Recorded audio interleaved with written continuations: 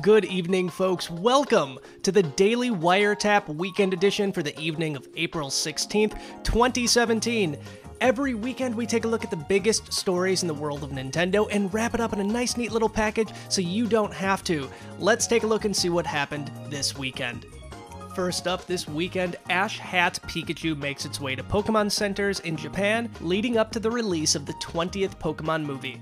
The 20th Pokémon movie is coming out soon, at least in Japan, and to celebrate, there is a plethora of brand new Pokémon merchandise hitting the Pokémon Centers all across Japan. And this merchandise is absolutely adorable, from notebooks to pencils to plushies. There is something for you. The marquee item was an amazing Pikachu plush wearing Ash Ketchum's iconic hat.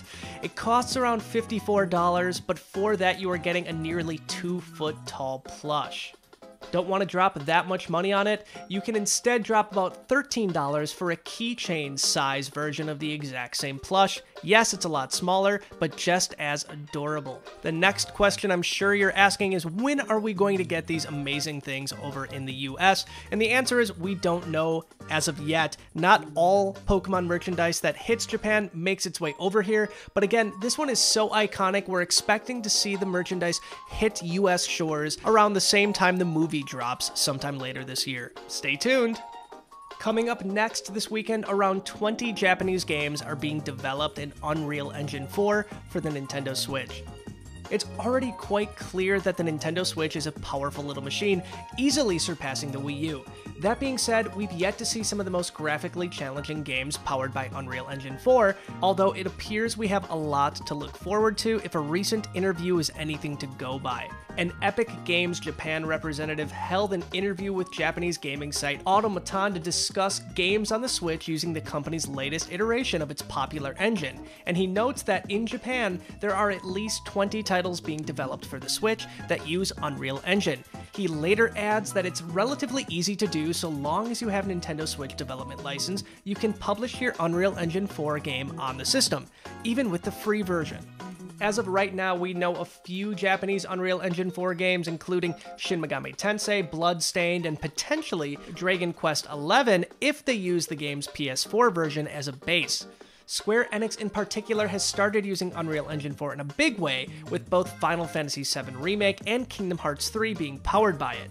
There's also likes of Shenmue 3 and Tekken 7. That's not to say these games are coming over, but it's fun to speculate. As soon as we know more about what these mystery games are, we'll make sure to let you know on NintendoWire.com.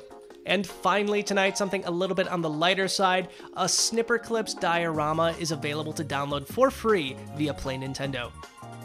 Hey Snipperclips fans, Nintendo has just released on their website a fun new display piece for the Switch game, although you're going to have to put it together on your own.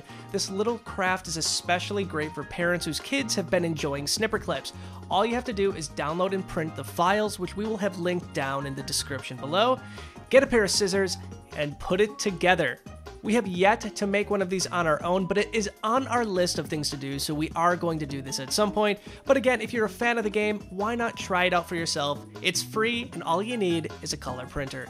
And that's going to wrap up the Daily Wiretap Weekend Edition for the evening of April 16th, 2017. As always, you can find a link to the full written article down in the description below, and head over to NintendoWire.com for even more amazing Nintendo news. Until next time, hope you guys have a great evening, and keep an eye out for a brand new episode of the Amiibo Newscast coming later this week. Bye, guys!